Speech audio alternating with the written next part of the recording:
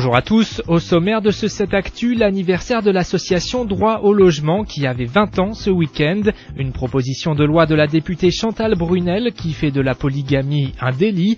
Enfin, nous irons à Chelles qui vient d'installer son premier rucher pédagogique.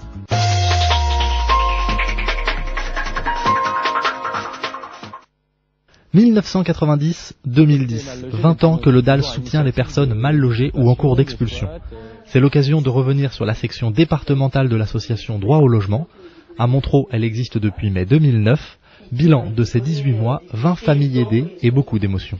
En premier lieu, au début, il y a l'émotion quand on voit la famille ou la personne à la rue, dans une situation de grande précarité.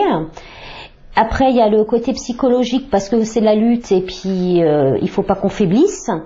Et après, c'est de nouveau de l'émotion quand on obtient gain de cause, en fait, que la famille est relogée ou la personne est relogée, ou alors de la grosse émotion parce qu'on n'obtient rien du tout.